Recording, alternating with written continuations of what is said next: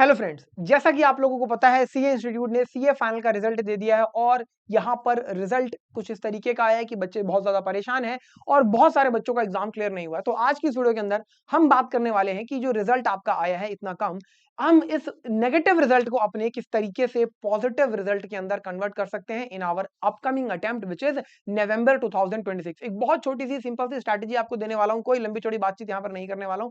सिर्फ उस स्ट्रैटेजी के हिसाब से आपको चीजें रखनी है और कुछ चीजें हम यहाँ पर डिस्कस करेंगे जो आपके रिजल्ट से रिलेटेड है। तो आइए बिना किसी देरी के वीडियो को स्टार्ट करते हैं। सबसे पहले आप जरा रिजल्ट को समझिए। इस बार के रिजल्ट के अंदर 1,02,330 स्टूडेंट्स ऐसे हैं जो एग्जाम अपना क्लियर नहीं कर पाए और अगर मैं ओवरऑल पासिंग परसेंटेज की बात करूं तो 15.40% है जिन्होंने स्टूडेंट्स हैं जिन्होंने देखिए अपना एग्जाम क्लियर किया है। और अगर नंबर ऑफ स्टूडेंट्स की बात करें 18,625 स्टूडेंट्स हैं जो एग्जाम क्लियर कर पाए हैं। तो मोटा मोटा आप यहां पर समझ सकते हो कि 15% के आसपास आपका रिजल्ट रहा है। अगर मैं आपको डिटेल में लेके चलूं तो सर ग्रुप 1 का आपको पता है 54,000 से ज्यादा बच्चों ने एग्जाम दिया, 6,500 से ज्यादा बच्चों ने एग्जाम क्लियर किया और ये 12% के आसपास रहा। और लास्ट अटेम्प्ट के अंदर ये आपका 12% नहीं 20% के ऊपर था।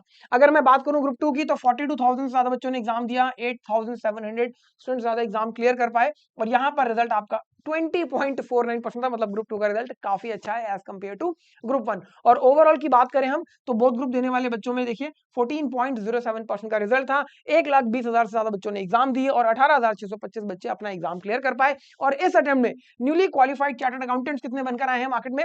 7,931 स्टूडेंट्स एग्जाम क्लियर करके सीए बन चुके हैं। अब सर लेकिन फिर भी यहां पर अगर हम देखें तो 1,20,000 से ज्यादा बच्चों ने एग्जाम दिए थे और जिन बच्चों का एग्जाम क्लियर नहीं हुआ वो अभी भी 1,00,000 से ज्यादा है। तो बहुत सारे बच्चे एग्जाम क्लियर नहीं कर पाए। तो हम उनकी बात करने वाले हैं कि कैसे उन्हें अपने रिजल्ट को लेके चलना होगा। सबसे पहली बात, आपको यहाँ पर सेटबैक लगा है, आपको यहाँ पर देखना होगा कि इस रिजल्ट से कभी भी ये मत सोचिएगा कि आपकी कैपेबिलिटीज के अंदर कमी आ गई है। नहीं, ऐसा बिल्कुल नहीं है। आपके अंदर इंटेलिजेंस नॉलेज है, तभी आप यहां तक आए और आपने फाइनल का एग्जाम दिया। आपने सेल्फ टेस्ट भी तो क्लियर कर ले, इंटरमीडिएट लेवल भी तो क्लियर किया ना। ऐसा नहीं है कि आपकी नॉलेज के अंदर कमी है। या फिर आप यहां पर एक चीज को अगर ध्यान से देखें, या आपने अगर बात करी हो कुछ लोगों से, आप आर्टिकलशिप वगैरह करके आए, तो अगर आप जो लोग क्वालिफाइड कर चुके हैं उनसे पूछेंगे तो मोस्ट ऑफ द केसेस में आपको ये पता लगेगा कि ज्यादातर लोगों ने मल्टीपल अटेम्प्ट्स दिए हैं। बहुत रेयरली ऐसा होता है कि हाँ सारे के सारे अटेम्प्ट्स हमारे एक ही बार में निकल गए, लेकिन बहुत सारे ऐसे भी होते हैं कि निकल जाते हैं। लेकिन मेजॉरिटी केस में आप यही देखोगे कि ज्यादातर लोगों के मल्टीपल अटेम्प्ट्स लगते हैं। तीसरी बात कि सर अब आपके पास एक एक्सपीरियंस आ चुका है। सर कैसा एक्सपीरियंस आ गया, कैसी बात कर रहे हो, हमारा तो एग्जाम क्लियर नहीं हुआ। अरे सर आप लोगों को पता लग गया 3 घंटे में किस तरीके का प्रेशर आता है, इंस्टीट्यूट किस तरीके से आपके सामने पेपर लेकर आता है और आपको 3 घंटे के अंदर किस तरीके से प्रेजेंट करना है। ये एक एक्सपीरियंस आपके पास अब आ चुका है, इसका हमें यूटिलाइजेशन करना है इन आवर अपकमिंग अटेम्प्ट। इन 3 बातों को आप ध्यान रखेंगे क्योंकि देखिए एग्जाम उसी का क्लियर होता है जो क्विट नहीं करता। जो क्विट कर देगा सर वो कभी भी आगे नहीं जा सकता। तो हमें क्विट नहीं करना है, पहली बात। अच्छा, अब इसके बाद देखिए यहां पर कुछ चीजें हैं जो आपको करनी है और कुछ चीजों को बिल्कुल भी अवॉइड करना है। ज्यादातर बच्चे क्या कहते हैं कि सर हम देखने लगते हैं कि किन लोगों का एग्जाम क्लियर हुआ, किसकी रैंक आई है, जिन्होंने एग्जाम क्लियर करा वो क्या बता रहे हैं। ऐसी चीजों से आप अपने आप को दूर रखिए क्योंकि उनकी स्ट्रैटेजी अलग थी, उनका इन्वायरमेंट अलग था, आपकी सिचुएशन आपकी स्ट्रैटेजी इन्वायरमेंट अलग था। हाँ कुछ कमियां जरूर रही जिस वजह से हमारा एग्जाम क्लियर नहीं हुआ, उन कमियों पे हमें ध्यान देना है। लोगों से ये चीज सुनकर कि सर उनका नहीं हुआ हमारा नहीं हुआ, उनका हो गया है, ये लेके परेशानी नहीं लेनी। हाँ अपनी कमियों को दूर करना है, ठीक है जी। कोई भी बड़ा डिसीजन कभी मत लीजिएगा ऐसी सिचुएशन में कि सर नहीं अब हमारे से नहीं होगा, हमें छोड़ देना चाहिए। नहीं, 1-2 अटेम्प्ट हुए हैं, घबराने की बात नहीं है, हो जाएगा। तीसरी चीज, आपको लगता है कि अब रिजल्ट आ गया हमारा तो नहीं हुआ और हमने उठाई किताबें और पढ़ना चालू कर दिया, हम आज से ही 14 घंटे पढ़ाई शुरू कर देंगे।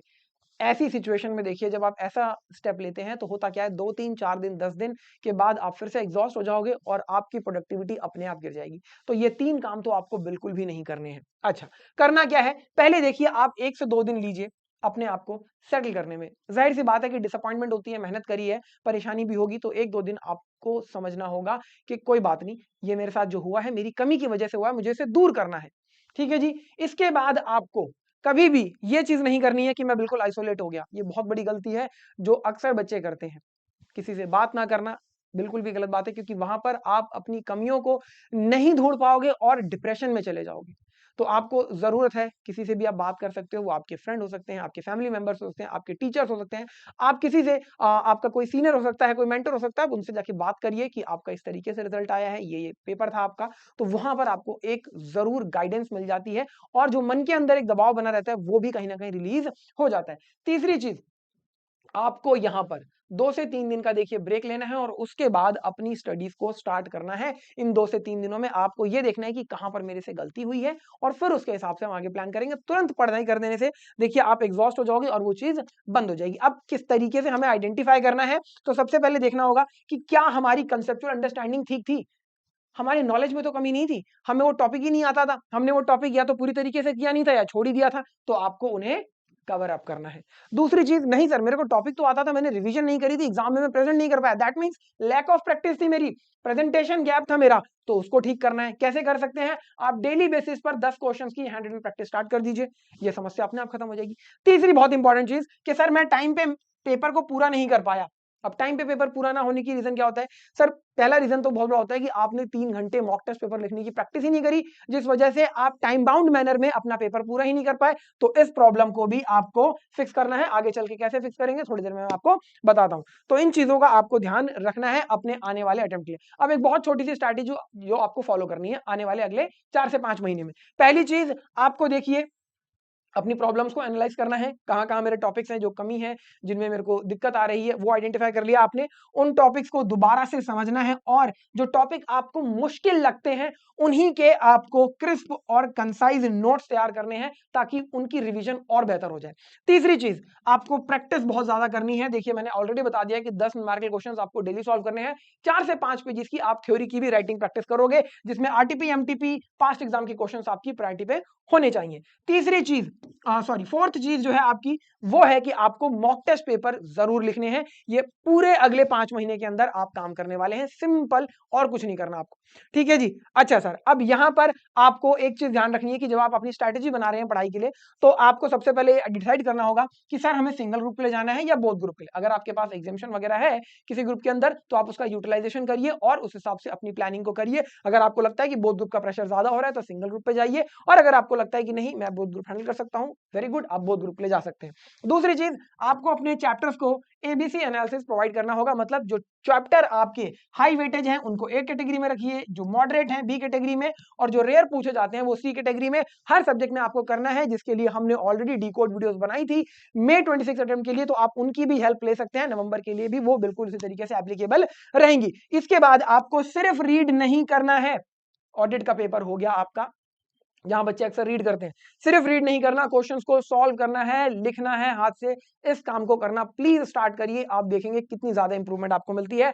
और आरटीपी एमटीपी पास्ट एग्जाम के क्वेश्चंस के ऊपर तो आपको अपनी मास्टरी लेकर आनी ही है, क्योंकि यहीं से आपके क्वेश्चंस आते हैं एग्जाम के अंदर, रिपीट होते हैं थोड़े बहुत चेंजेस के साथ। तो ये चीजें आपको करनी है। अच्छा सर, अब ज्यादातर बच्चे देखिए अपनी जो प्रिपरेशन रखते हैं उसे किस तरीके से आपको ठीक करना है। तो सबसे पहले देखिए, आपको ऐसा नहीं है कि सिर्फ पढ़ना ही है, आपको लिखकर भी चीजों को देखना है। आपने फुल मॉक टेस्ट पेपर नहीं दिए, वो आपको करना है। आपने आंसर को आईसीआई जिस तरीके से प्रेजेंट करता है सजेस्टेड आंसर के अंदर, आप देख सकते हैं वर्किंग नोट्स वगैरह बनाकर, उस तरीके से करना है। और आखिरी के 2 क्वेश्चन बच्चे अक्सर कहते हैं कि सर हमारे पूरे नहीं हुए, तो यानी कि टाइम बाउंड मैनर में आप नहीं कर पा रहे हैं, तो उसे करना है। किस तरीके से आप करेंगे, सर आप full length mock test paper देंगे 3 घंटे का, अपने आंसर्स को चेक करके देखेंगे कि कौन से टॉपिक्स में हम अच्छा कर रहे हैं, कौन से टॉपिक्स में नहीं कर रहे हैं। Presentation issue, formats, working notes को आप ठीक तरीके से बनाएंगे, क्योंकि जनवरी 2026 के अटेम्प्ट में इंस्टीट्यूट ने प्रेजेंटेशन के मार्क्स काटे सीए फाइनल के अंदर, तो आपको भी इस चीज का ध्यान रखना है।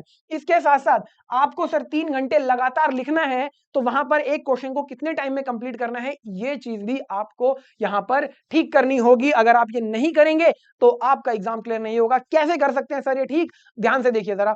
आप हमारी टेस्ट सीरीज ले सकते हैं, जिसके अंदर आपको देखिए इंस्टीट्यूट के पैटर्न के अकॉर्डिंग क्वेश्चंस मिलते हैं, डिटेल्ड इवैल्यूएशन आपके हर क्वेश्चन पे की जाती है, प्रेजेंटेशन, वर्किंग नोट का फीडबैक आपको दिया जाता है, 3 घंटे में किस तरीके से लिखना है आप वो यहां पर समझ पाते हैं। तो टेस्ट सीरीज से होता क्या है, आपकी ये वाली कमी दूर हो जाती है। तो आप इस टेस्ट सीरीज का यूज कर सकते हैं, जिसके लिए 88880402 इस नंबर पर व्हाट्सएप मैसेज या कॉल करके आप हमारी टीम से कनेक्ट हो सकते हैं, या escholars.in हमारी वेबसाइट पे विजिट कर सकते हैं। अच्छा सर, इसके साथ साथ मैंने आपसे कहा कि आपकी कंसेप्चुअल अंडरस्टैंडिंग अगर वीक है, जो पहली बात हमने करी थी, तो आप उसको भी ठीक कर सकते हैं। इसके लिए भी देखिए ग्रूमिंग एजुकेशन अकेडमी ने अपने कोर्सेज को लाइव कर रखा है, तो सीए फाइनल के कोर्सेज आप जा सकते हैं, जहां पर आपको कॉन्सेप्ट आसानी समझ में आ जाते हैं, एग्जाम ओरिएंटेड क्वेश्चंस की प्रैक्टिस करने को मिल जाती है। ठीक है जी, और आप जब देखते हैं कि वहां पर पास्ट एग्जाम के क्वेश्चंस हैं, आरटीपी एमटीपी के क्वेश्चंस हैं, तो आपको एक अच्छी प्रैक्टिस के लिए भी जो है मटेरियल मिल जाता है। तो कोर्स भी आप अगर चाहें तो ले सकते हैं। ठीक है जी, तो सर यहां पर हमें जो बात समझ में आई वो ये